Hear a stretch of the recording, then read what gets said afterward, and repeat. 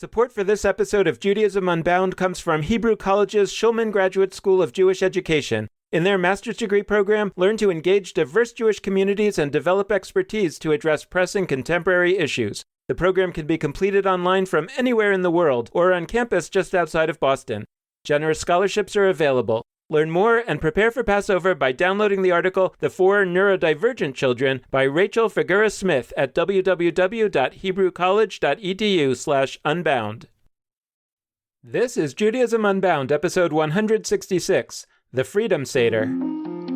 Welcome back, everyone. I'm Dan Liebenson. And I'm Lex Rofberg. And first, we want to wish everybody a happy Passover. This episode is coming out on the Friday of the first Seder. The first Seder will be tonight if you're listening to this on the day that it came out. So we hope that this episode will help you have a more meaningful Passover.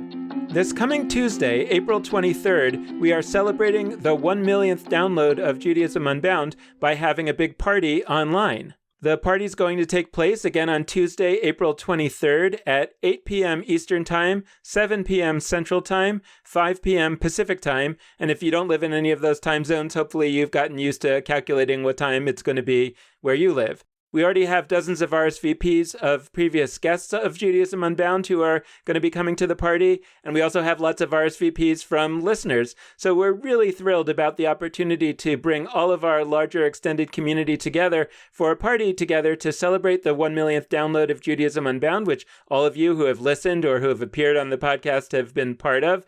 And we want to think about together where we're going from here. So how do you get to this party? Where is it? Well, it's online, like all of Judaism Unbound. You get to it using the Zoom platform. All it is clicking on a link. If you want to get that link, head over to www.judaismunbound.com/party, and you can find all the information that you'll need right there. I want to take this opportunity to make a special announcement to our listeners in Pittsburgh. I am going to be giving a talk in Pittsburgh in about a month. It's going to be on Thursday, May 16th at 7 p.m. at the Hollywood Theater in Pittsburgh. It's a special annual lecture put on by Temple Emmanuel of South Hills in the Pittsburgh area. And I really hope that any of our listeners in Pittsburgh will come. You just need to go to www.templeemmanuelpgh.org and you can buy your tickets there. And if you're listening to this and you don't live in Pittsburgh and you think it would be fun to have me or Lex come and speak there, we would love to do it. So just get in touch with us and let's figure out how to make it happen. Now let's move into today's subject matter. Arthur Waskow is a rabbi today, but he didn't start out that way. In the 1960s, he was an activist who was writing, speaking, involving himself in electoral politics and nonviolent action against the Vietnam War.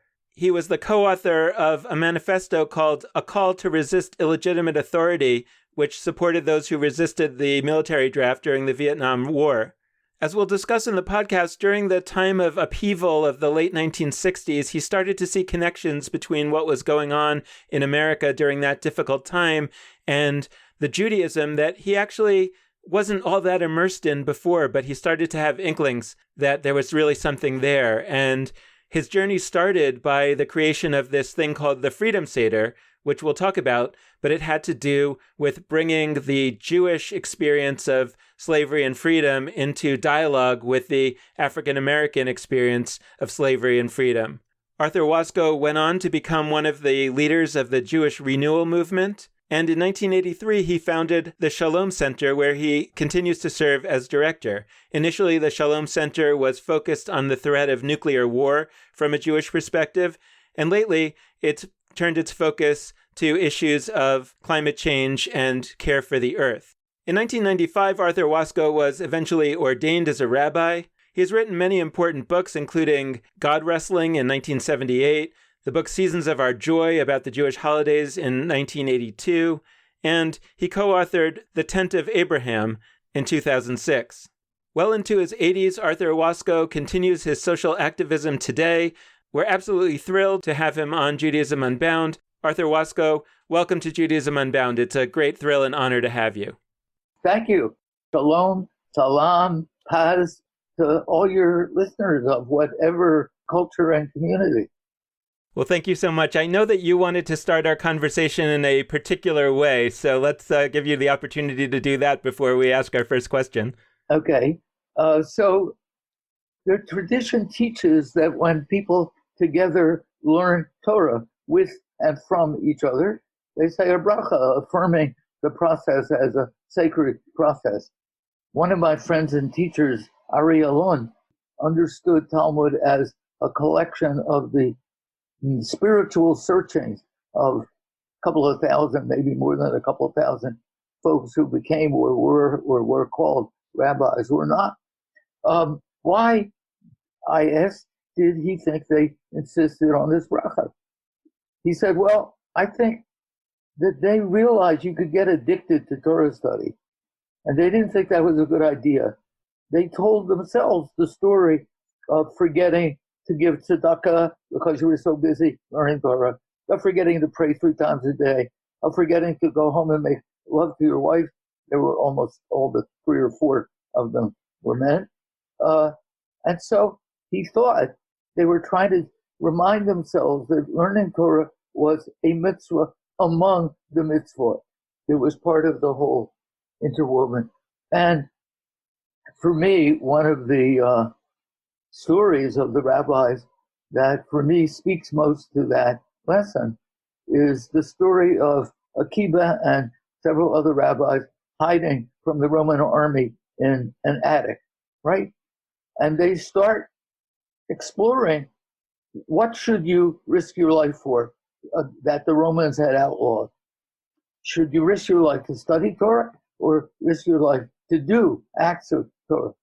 And finally, Akiba says, which is greater, study or action? Study if it leads to action. Certainly, that's my hope about Torah study. I love it in itself, and I most love it when it results in action. So, I do want to do the bracha, but with not all the same words that they did it with. And I have to explain that, and it's a kind of paradox. I'm going to have to explain some Torah before doing the bracha that you're supposed to do before you explore Torah.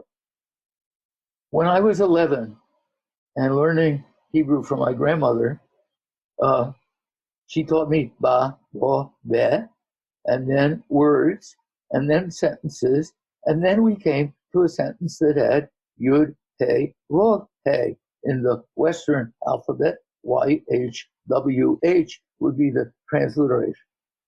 And she said, that's Adonai.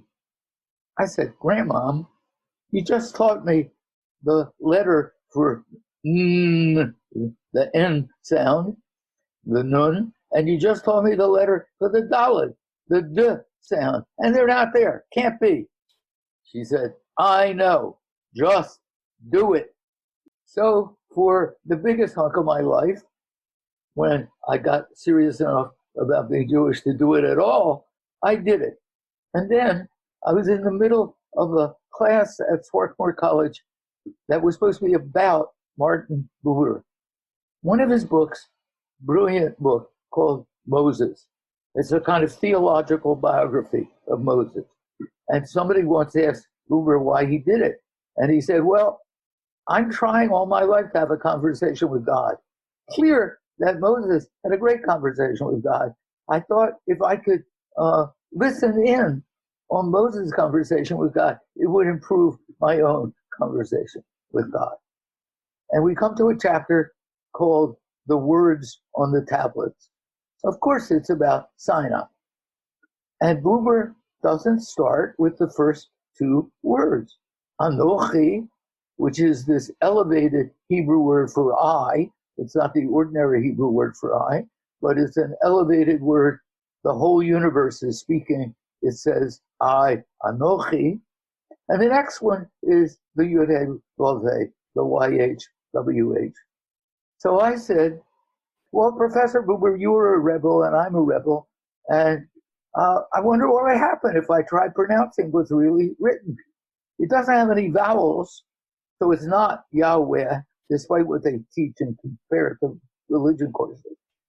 And it's not Yehovah, it's just the 4 letters with no vowels. So I tried pronouncing it. And what came out was, it was a breath. And I was so startled. The first thing that came to me was, so that makes sense. At least one of the real names of the real God shouldn't be just in Hebrew or Egyptian or Greek or Roman or Latin or English or Chinese or Swahili, but in all of them, the only sound that really is in every human language is simply breathing. That was my first thought. My second one was, oh, it's not just human beings. All life on this planet breathes. And what's more, they don't breathe in little bubbles like this, sort of, but back and forth. Every animal on the planet, including human beings, breathes in the oxygen that every plant on the planet breathes out. And we then breathe out CO2, carbon dioxide, and the plants breathe that in.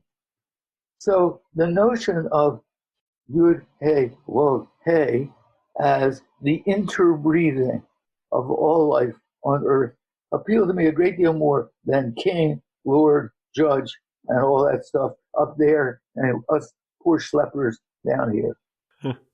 Okay, so now, having done all this Torah before saying the bracha that you're supposed to say before you do Torah, now let me say it in English first and then in Hebrew. Blessed are you, the breathing spirit of the world, the breath of all life, who breathes into us the human impulse to shape our breath into words, and the desire that you breathe into us to shape our words so that they aim toward wisdom, becoming our own words of Torah. Baruch atah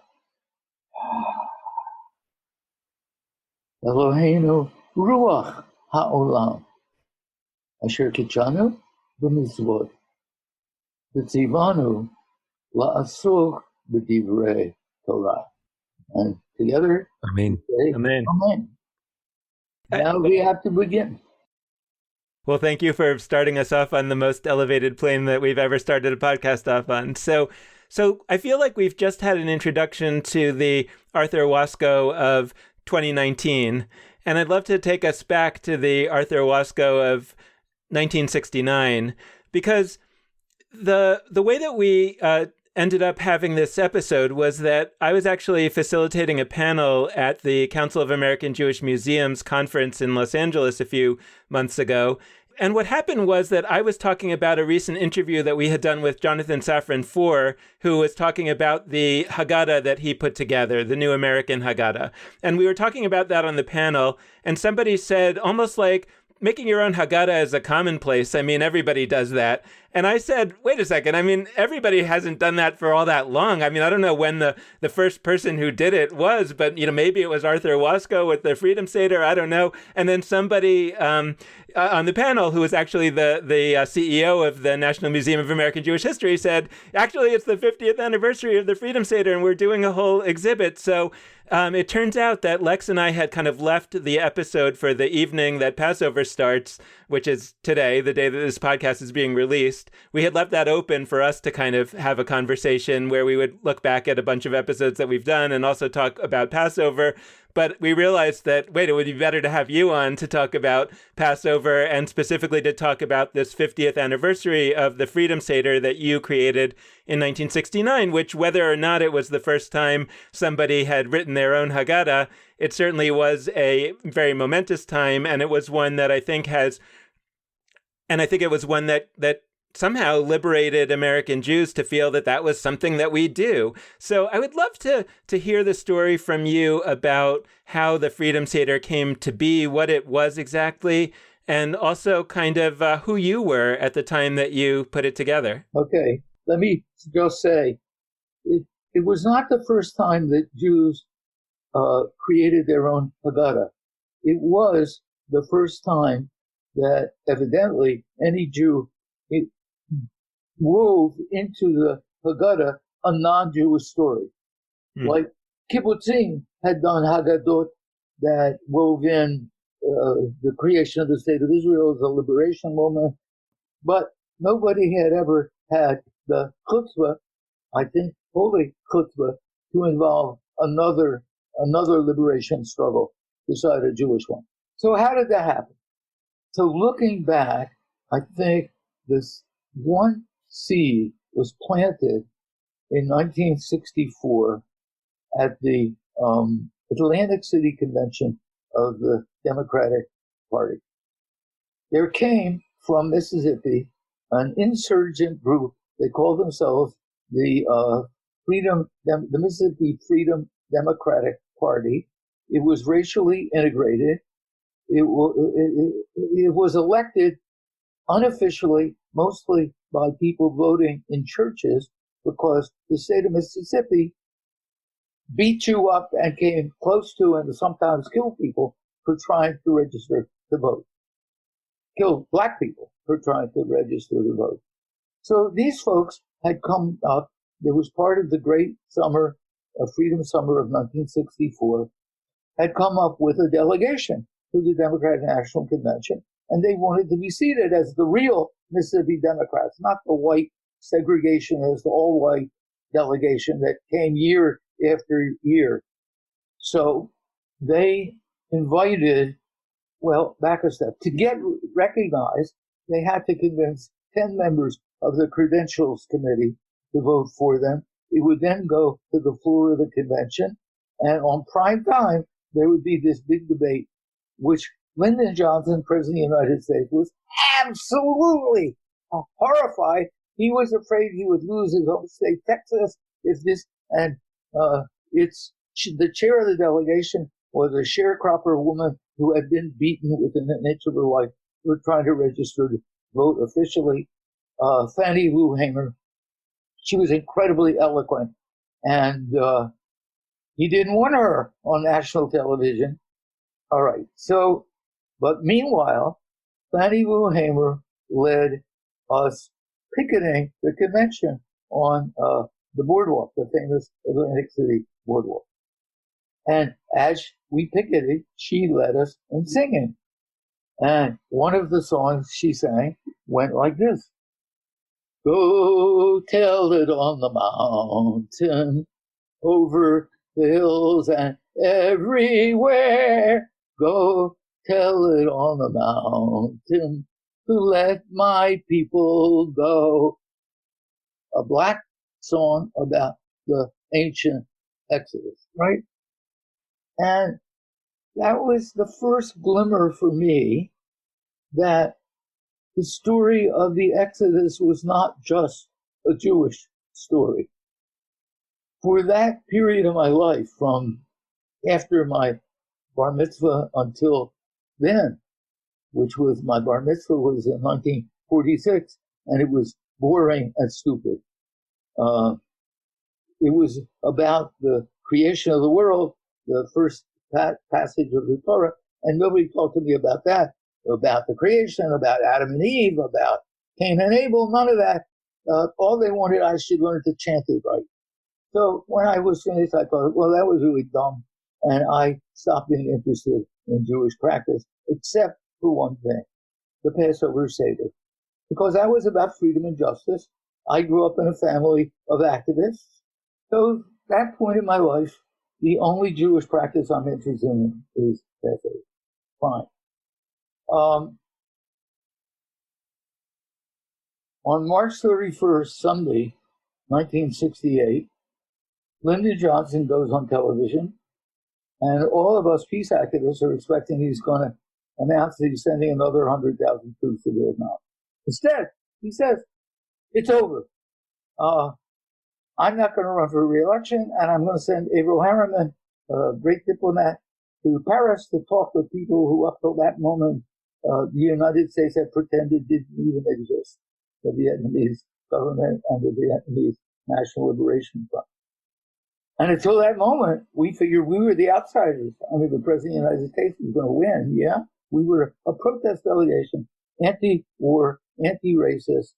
Our chair was a young black minister who was kind of a younger version of Martin Luther King. So we weren't going to win. But the president quits. His delegation becomes Hubert Humphrey's delegation, and Robert Kennedy announces he's running for president. So we committed ourselves to support Bobby Kennedy until Bobby was killed, just as King had been. And at that point, the question was what we were going to do. We decided to name Reverend Channing Phillips, the chair of our delegation, as black minister, to nominate him for president. And we did in the famous, infamous disaster National Democratic Convention in Chicago in '68. And he got not only DC's votes, but the votes of some other Kennedy orphans. Okay, the convention was a fiasco.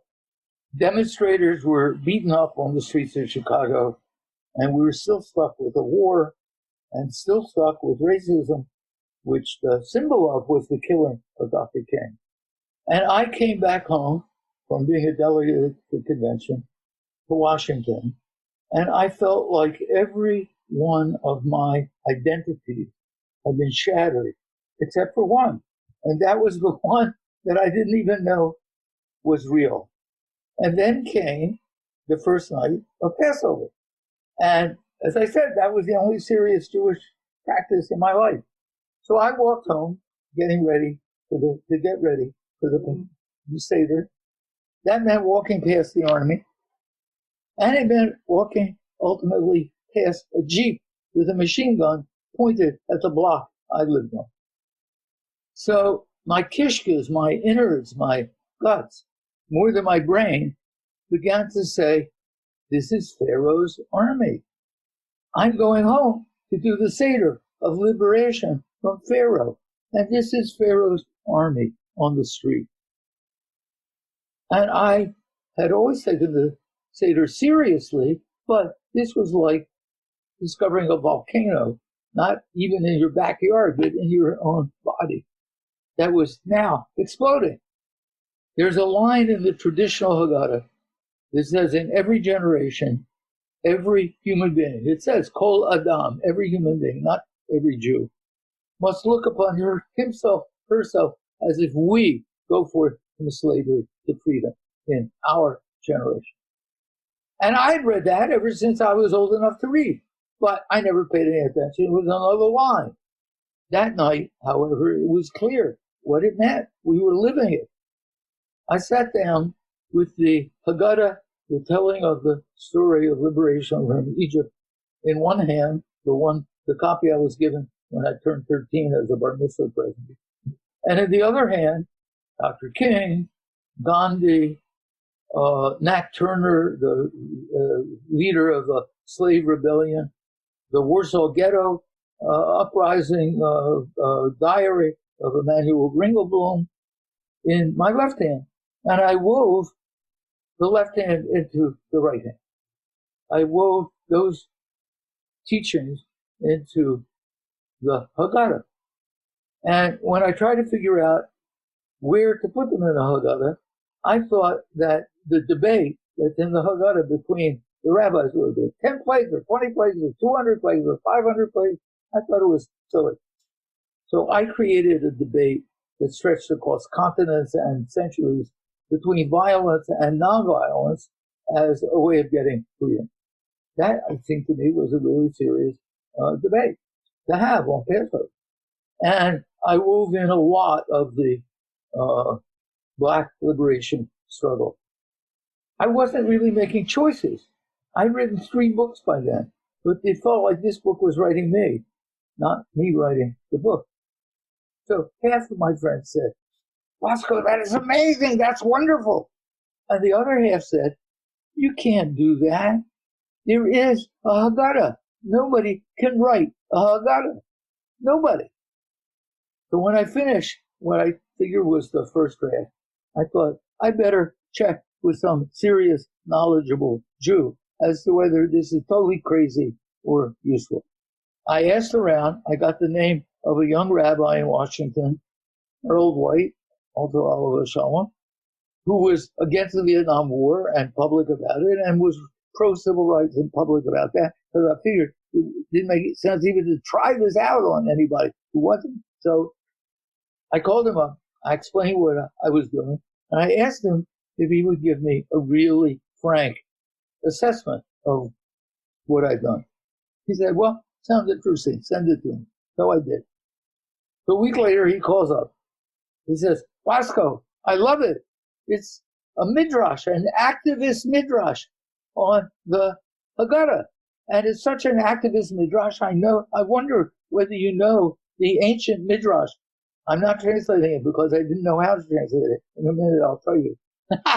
But the activist midrash that said God wouldn't split the Red Sea until an activist walked in up to his nose, ready to drown. That's when God split the sea. So I wonder, because you're a midrash, this is a midrash, I wonder. And I said, what's a midrash? He assumed, at least, that I must know this key word. A midrash is a reinterpretation of Torah. The rabbis 2,000 years ago taught that the Torah is not written in black ink on white parchment. It's written in black fire on white fire.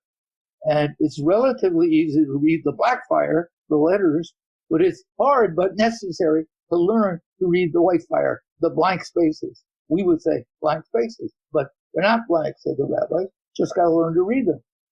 So that story about the guy who had to walk into the sea before God would split it, that's a midrash. And here, Harold White was telling me that I, of all people, totally new to this whole thing, could write midrash. So that's what convinced me this was a direction I needed to take. First of all, there was the politics of liberation in the Seder. And secondly, there was this totally delicious, weird notion that you could take an ancient text and give it a twirl, and it would come out somewhere totally new. And not only that the rabbis could do that 2,000 years ago, but he was saying I could do it, and I had done it. So that appealed to my intellect as well as my kishkis, as well as my gut. And that's what drew me deeper and deeper and deeper. So that has governed the rest of my life. It's 50 years now. I'm 85 now. So 35 years of my life, I was basically not very interested. And for 50 years, I've been passionately engaged.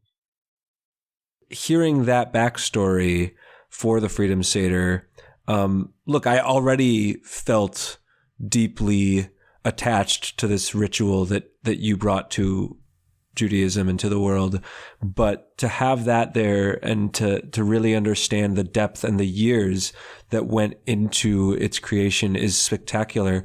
And more than that, I really want to hold and cherish the fact that you didn't know what midrash meant, and that you were not. People think of you, Rabbi Arthur Waskow. You are now Rabbi Arthur Waskow, Rabbi Arthur to many people. You were not a rabbi, and not only weren't you a rabbi in 1969, you weren't a rabbi for a long, long time after that. Right. So you, to use a term we use on this show positively all the time, you had a lot of chutzpah, and just it really is so important to highlight that fact, and the fact that you were not coming into this with, I mean, forget tons of Jewish background, with any experience in recent years. I mean, you mentioned that your bar mitzvah at age 13 was really not a particularly interesting encounter for you.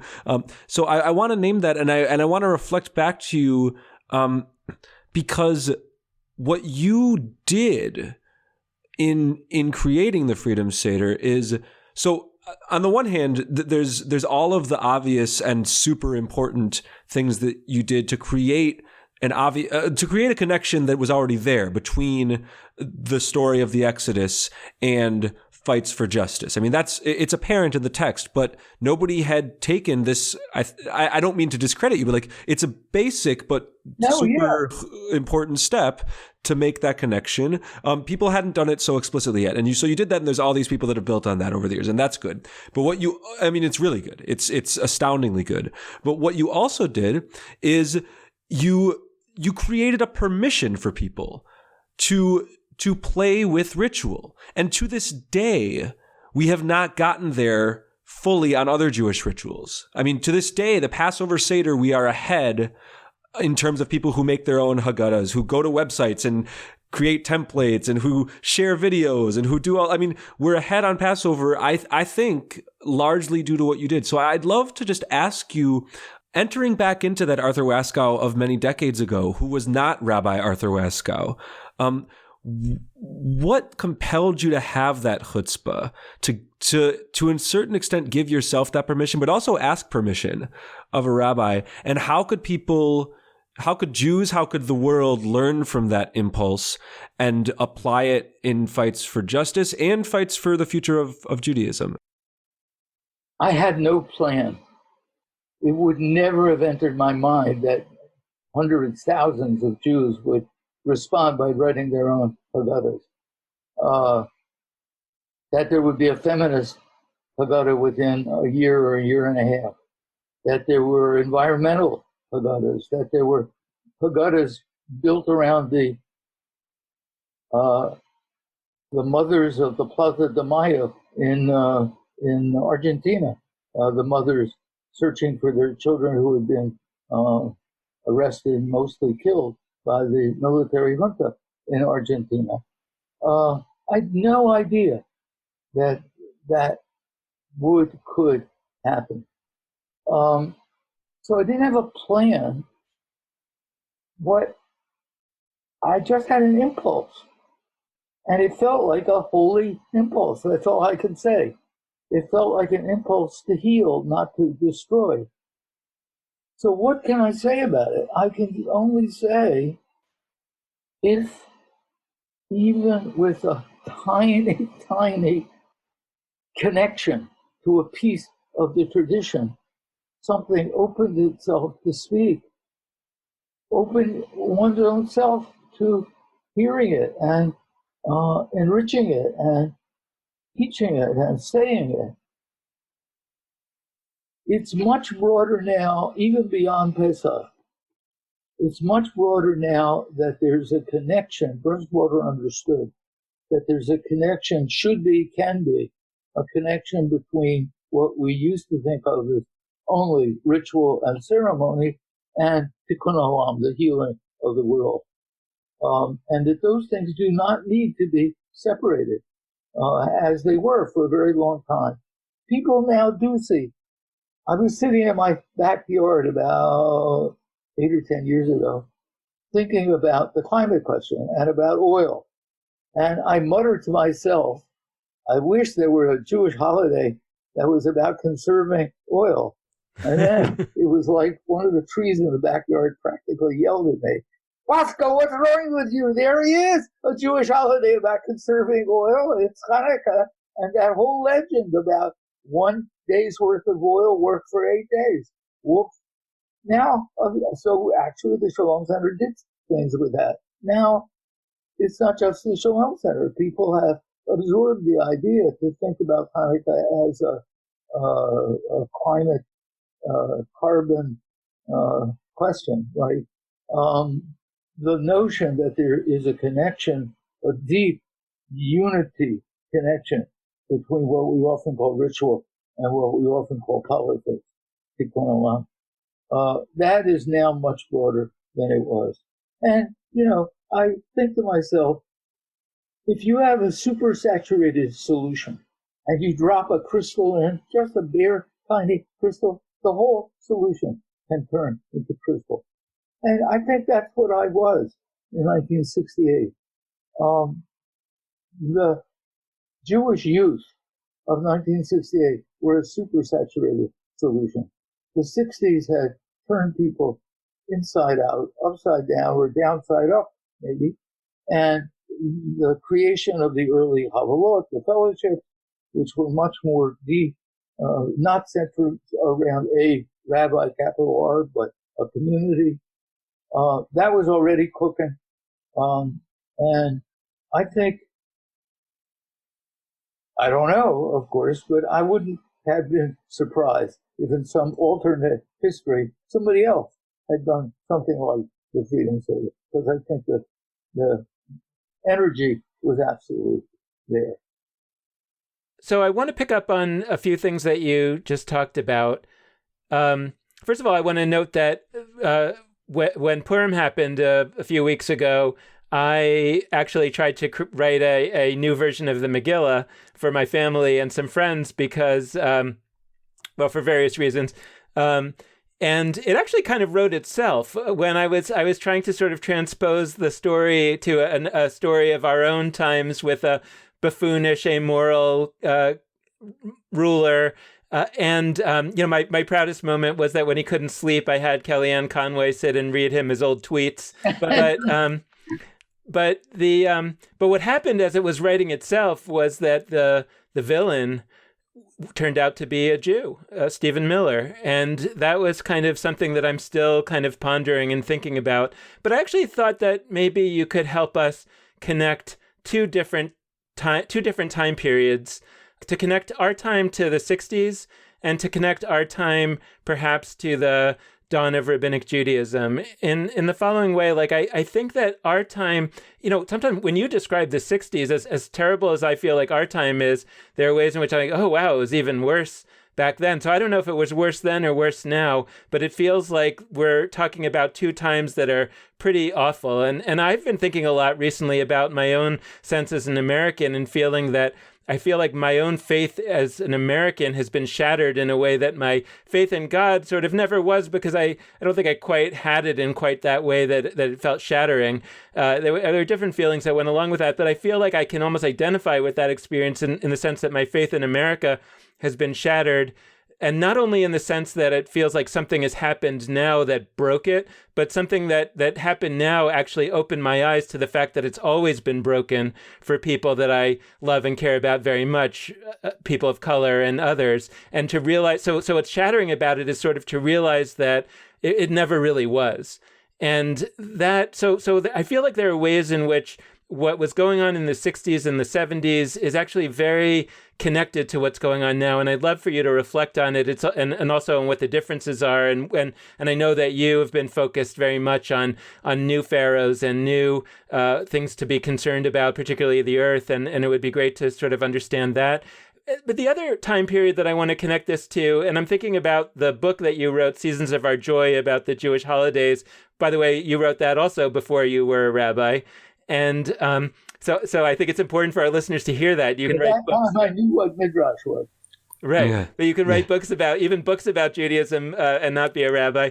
But one of the questions that I have about that is kind of when we go back to access the ancient tradition of Judaism, the ancient ideas, how do we think about what remains relevant? To what extent we should be drawing on those wells and saying, hey, actually, the rabbis or the Torah had some ideas in it that are actually still very, very resonant, and we may have to do a midrash, but we still can reach back for that. Those ancients were smart. They understood humanity. They understood the experience. And to what extent do we say, no, we're in a new paradigm? You're part of the Jewish renewal movement, which is about a paradigm shift. And how do we say, there are also times when we can look back at those ancient wells and say they don't have what we need, and we actually have to engage in the process of creation and reinvention ourselves?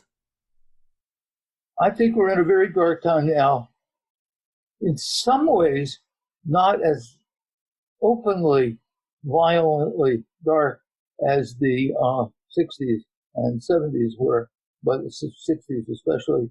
But in some ways worse, because even Lyndon Johnson and Richard Nixon did not have as their goals the dismantling of the whole democratic process in the United States. And I think we now have a president who does, who doesn't like it, doesn't live with it, doesn't affirm it, and doesn't allow it wherever you can get away with not allowing it.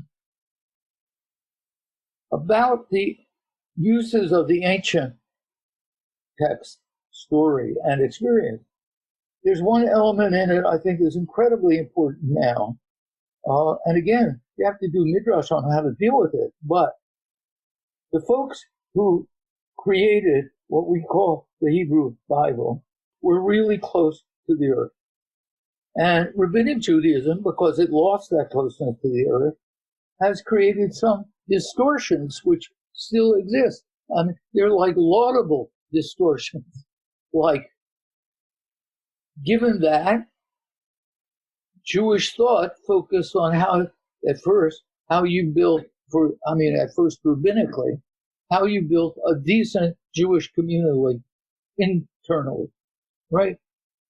Then, with the emancipation in at least Western Europe, the question became, so how do you expand that into social justice for the whole society? Well, what I keep finding is that social justice has been where that process so far has gotten stuck for most, even the best of the Jewish organizations. I don't like it that the Shalom Center is the only national Jewish organization that sees the planet and the climate crisis as priority number one. I mean, I'm glad we do, but I wish others did. So looking back, I've written a lot about how the Torah, and broader than the Torah, the prophets and the writings, are so loving of the land and so interested about healing the land from not to overdo, not to make the land overwork. I mean, the whole chapter of Leviticus, the word Shemitah, release, letting the land be released from working for us 1 year out of every 7. Adam and Adamah, the best translation, which hardly anybody uses, though I've been trying to, is earth, that's Adamah, and earthling, which is a specialized word in English for human being. And Adam means human, and Adamah means earth. In Hebrew, the two are totally intertwined, and we are intertwined. So earth and earthling, or maybe human and humus. But the trouble is, humus is a very specialized kind of earth, and earthling up till now has been woo-woo word for Star Wars. So I think we need to draw on that wisdom. I taught a course a couple summers ago about, quote, prayer as if the earth really matters. And one of the things we worked out was that for the Amida prayer, the murmured, not totally silent, but not out loud prayer, what we did was go outside to a grove of trees, and each person in the minyan, in the small congregation, went to a tree. And the instruction or invitation was to listen to the tree's prayer. And for the Amida, each of us shared the tree's prayer that we had heard. I think trees really need to count in the minyan. You couldn't have a minyan unless the trees were breathing so that we could have a minyan. I once had a wonderful, I was invited to teach a course by one of the synagogues here to 12-year-olds preparing for bar and bat mitzvah about the earth, about a Jewish way of seeing the earth, eco-Judaism. So along the way, we read that very brief verse in Deuteronomy that says, even or especially when you're at war, you can't destroy the trees of your enemy, the fruit trees of your enemy, right? So we read that and we talked about it a little, and then I asked these 12-year-olds what they had learned about trees in public school, aside from any Jewish school. And they instantly, all of them had learned that trees give out oxygen and we need to breathe it in. So I said, well, so the Torah says you can't cut down a fruit tree. If all the trees are giving oxygen that we need to live, does that mean they're all fruit trees? And if they are, does that mean we can't cut any of them down? So the kids had a whole discussion of them, their own. I kept my mouth shut after I asked the question. And finally, one of them said, I don't think we could say that we can't cut down any trees. What we can say is Every time you cut down a tree, you have to plant a new one. And I say, you have just joined the process of the Beit Din making halacha, making Jewish law. What you have just done is you have weighed actually two goods rather than two bads against each other. A lot of the Jewish law is based on how you weigh two values that are valuable. And you have come up with a really interesting answer. I feel like it would be a loss for us not to go in one more direction before we go, which is to visit your decades of experience around Israel-Palestine. And I wanted to bring that in, because you've been echoing beautifully this whole episode how so many pieces that we consider separate are actually intertwined. But I know from your work that politics around Israel-Palestine are interwoven with all of these politics of the earth and all of these Jewish ritual understandings that you've brought to the fore. And I also I'm part of the organization, If Not Now, which takes as a given the premise that you really popularized through the Freedom Seder, that a Jewish ritual can, and even in some situations must, incorporate calls for justice, etc. And that's why If Not Now has, in its organizing around Israel-Palestine, done all sorts of Jewish ritual actions. And so I wanted to pose for you, how do questions around Israel-Palestine interact with the issues that we've talked about so far? What other issues might arise for us and challenges for us as Jews and as human beings? And what have your decades through organizations like Brera, through organizations like New Jewish Agenda, through more contemporary work that you've continued to do even into your 80s, what can that do to inform those of us who are a little younger than that? In the grand scheme, not all that much younger. We're very close in the grand scheme of human history. But how can we integrate Israel-Palestine into these conversations as well? So first of all, I totally love the way If Not Now goes about it, because I do think that it re-enlivens Judaism in the process of critiquing much of what we have come to just assume was Judaism. All right, so my first serious connection with Israel and with Palestine came in the summer of 1969, a couple of months after the Freedom Seder. I spent the summer because my then wife had close relatives who had founded a kibbutz in the Negev. At that point, in 1969, the occupation was only 2 years old. You could argue that it was a mild occupation. But I was an historian. I know that no occupation stays mild forever. So the occupation gets tighter and tougher, and the resistance gets more and more intense and more violent, perhaps. So I came back to the United States after the summer, and I put together a group of Jews and some non-Jews, including Benjamin Spock, who, if people don't remember, was like the granddaddy of all America. He had written this amazing child care book. So we put together, I think, the first public statement in the United States for a two-state peace. We published it in the New York Review of Books. Couldn't afford to publish it in the Times. And Brera emerged in the early 70s and got smashed by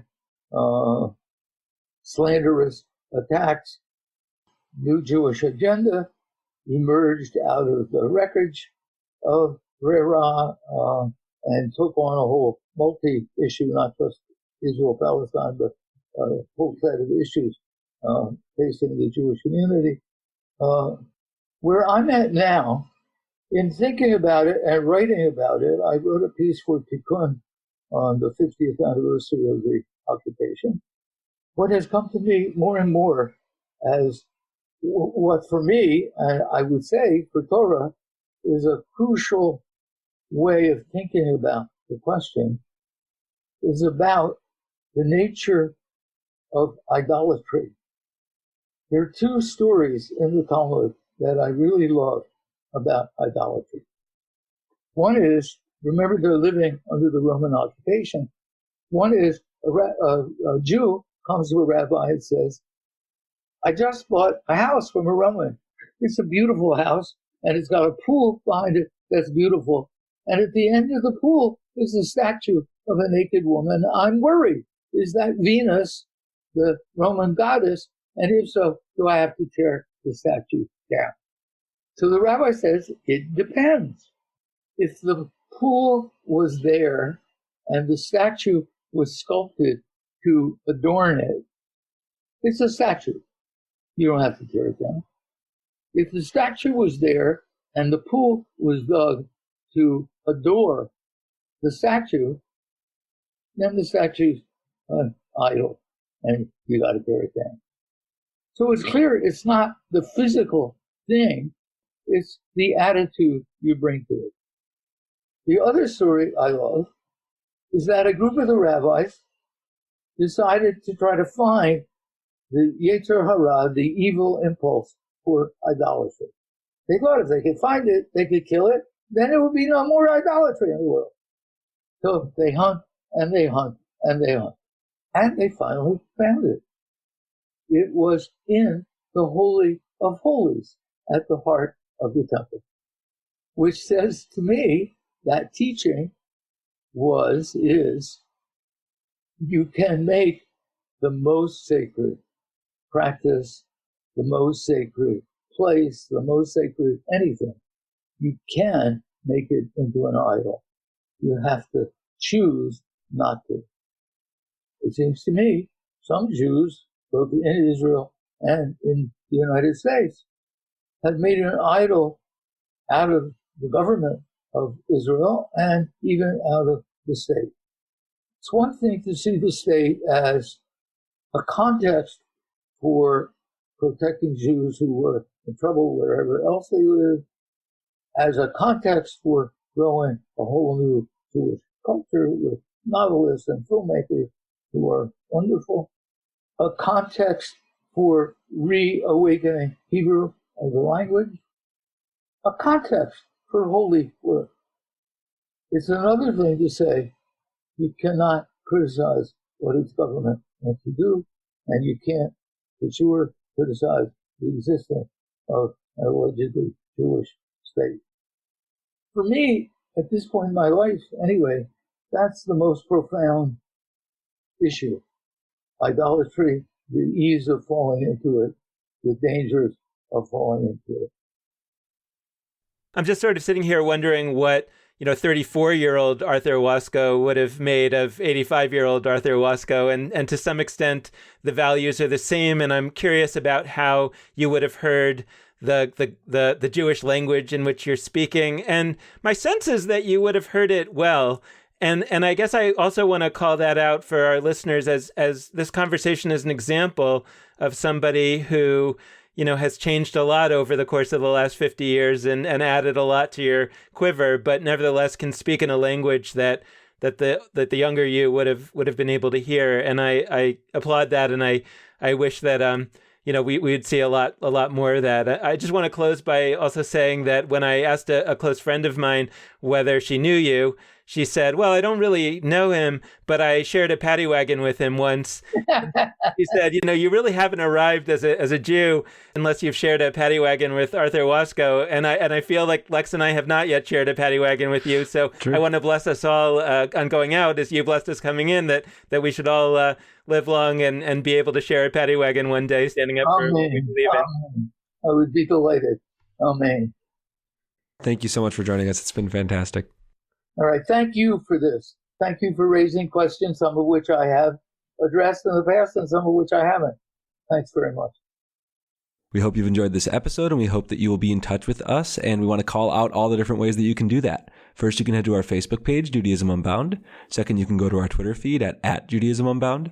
Third, you can go to our website, JudaismUnbound.com. And last but not least, you can always hit us up via email at dan@JudaismUnbound.com or lex@JudaismUnbound.com.